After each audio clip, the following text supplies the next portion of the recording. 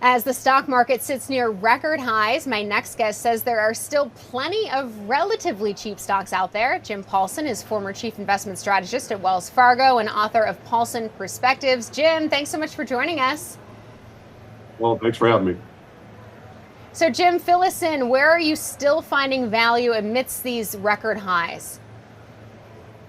Well, I guess I'm mostly attracted just to the amount of, this has been a very narrow bull market, Caroline, and the amount of parts of the S&P 500 that are still relatively cheap, I think, is rather outstanding when we've had such a prolonged bull market now and we're near record highs. I recently looked at the 72 sectors or industry groups that make up the S&P 500 back to 1990.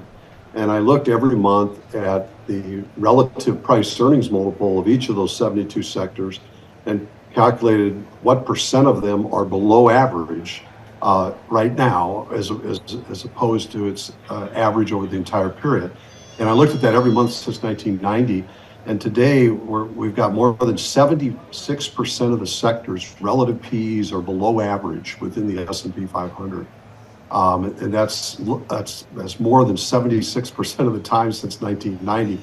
There's only been one other brief minute, really, when there were more sectors below average in terms of relative P's than there are today. So I think there's a lot. What's interesting about this, you can look at the market being narrow as a sign of a weak market, as some do, or you could look at it as a sign that there's so many parts of this marketplace that have yet to be used in this bull market. And maybe they could catch fire in the latter stages here and keep this stock market alive. So just in general, I think there's quite a few sectors. I could get into a couple of the main sectors I'm most interested in if you want. Yeah, get into those sectors, please. What are some of the value sectors right now? Because we have seen more participation, if you will, outside of tech. We have industrials higher, utilities higher. So it isn't just a tech rally, but to your point, it hasn't been as broad based. So tell us some of the value sectors you found. Well, the places I would look right now is, I think a key to this is going to be the reason we've had such a narrow bull market, I think, is because the Federal Reserve in this bull market has been tight throughout almost its entire existence. It's eased in 3 months late last year. And outside of that, it's been raising rates or being tight with monetary policy throughout the bull. It's a rarity. If I go back in post-war history, almost all bull markets begin with monetary easing and have easing going on during a substantial portion of the bull.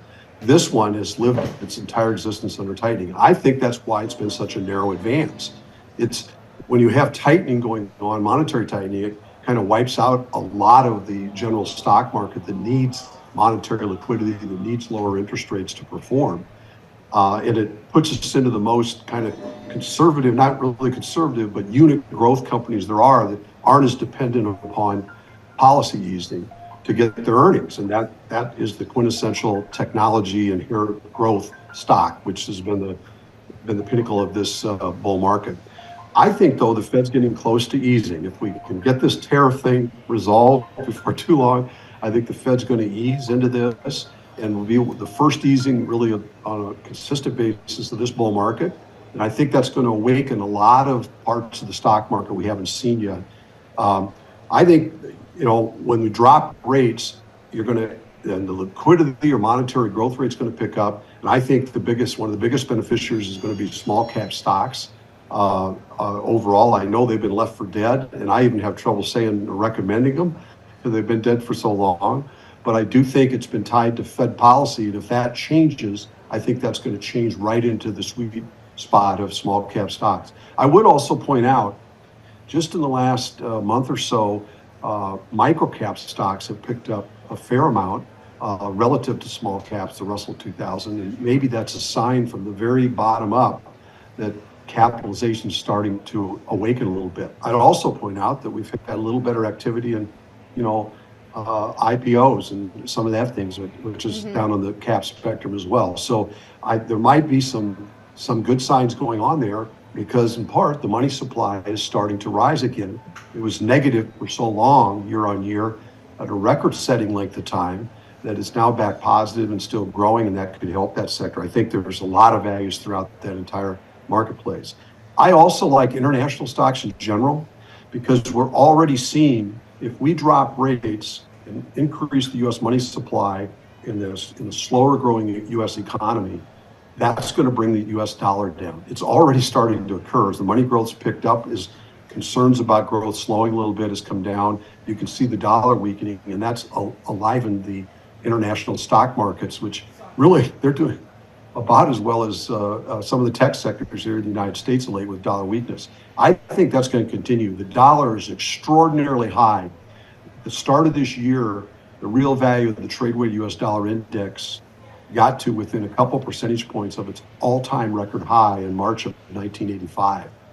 And you could argue that in the last decade, the dollar's gone up about 50% in real terms. That's one of our tightest dollar policies we've ever employed since the dollar began floating in the early 1970s. And it's killed international stocks more than anything. If the dollar now is starting to weaken, it could weaken a long ways just to get back to average, and that could do a lot for international stocks in general. And then lastly, I think value stocks, just in general, sort of looking at the perspective of lower PE stocks overall, probably more cyclically based areas of the market, I think are attractive because I think because of our tight monetary policy overall, and because of our restrictive dollar and because of the chronic inverted yield curve or flat yield curve that we've had and the chronic, 7% mortgage rate in the economy, which is growing in 2% or less right now, I think that's just depressed kind of the cyclical value parts of the stock market. If we do ease now for a period of time on a consistent basis, I think that could pick up a lot of that cyclical part of the market and some of those deep value plays. It takes confidence to buy things that have been so out of favor for so long. And one of the things that is going to be necessary for value stocks to do better is we're going to have to lift consumer and business confidence in this country. And again, it's not the only thing holding it down, but I think one of the big things is just a long period of time with monetary tightening going on. And if we turn to easing, we start lifting the money supply, lowering yields, expand or steepen the yield curve, I think confidence about the future economy improves. And in that sort of situation, confidence on Main Street picks up, and that's the type of thing needed for investors to look at some beat up, but really attractively valued parts of the marketplace that people have ignored for a long time. Jim, do we see those sectors playing catch up at the expense of tech or in addition to tech? Do you think money will still flow into tech? And if not, does that amount to more muted market gains because the S&P 500 is so heavily weighted toward big tech? That's the big question and the great question, Caroline, because to me, that is quite a bit of a question mark in my mind. But here's where I lean at the moment. I would not outright just sell tech. I don't think this is very likely anything like the dot-com top where anything remotely tech is going to not only underperform but collapse. I don't think that's what we're looking at. I don't think we're going to have a recession anytime soon. And so I think that tech will participate in any ongoing bull market. But I think it underperforms from here. I think these other areas with policy leverage that they get more benefit from than does technology stocks, and the fact that they're so much more relatively undervalued, are going to start to become more popular and favorite. And as a result, people will probably lead to allowing their tech weightings to decline or physically reduce them somewhat.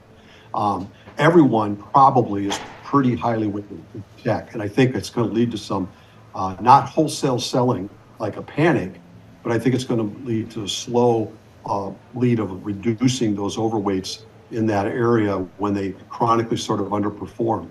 And yeah, I think that the result of that is probably going to be that the S&P 500 probably does a little less average percentage gains from here compared to the broader marketplace. If we've been doing 10, 12 in this bull market so far in the S&P, a big chunk of that's because the tech stocks, the Mag 7s have been doing far better than that, offsetting weakness elsewhere. And going forward, I think we'll have positive but much less returns in technology relative to the broader stock market gains. And that means probably S&P 500 underperforms, maybe the Wilshire or the Value Line, overall index, or in particular just some of these other sectors like small cap stocks for a while.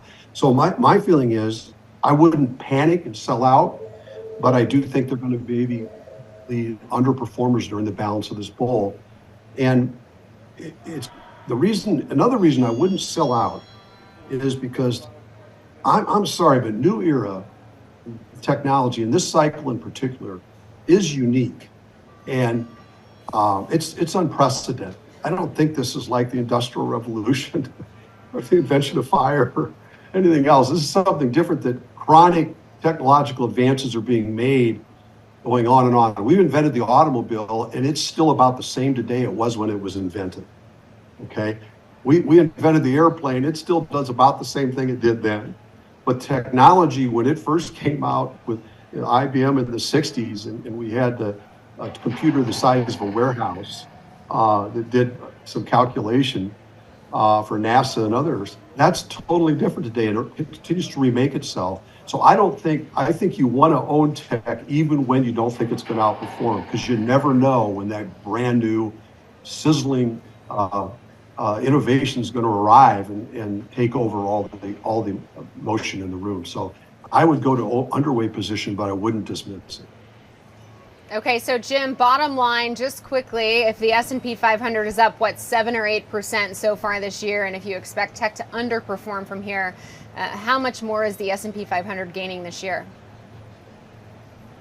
I think it's going to do okay yet. I think it maybe goes up another 5 or 6% this year. I don't think it's going to be gangbusters. But I do think it's going to have closed out higher than it is today by another meaningful percent. But again, I think the even bigger action here could be, to get to the fall, we are in an easing program. The bigger action could be in these other sectors I mentioned that could yield some really decent double-digit type returns yet through year end. We'll have to see. All right. Still double-digit gains, though. We'll take it. Jim Paulsen, former chief investment strategist at Wells Fargo and author of Paulsen Perspectives. Thank you so much. Thanks, Caroline, very much for having me. I appreciate it.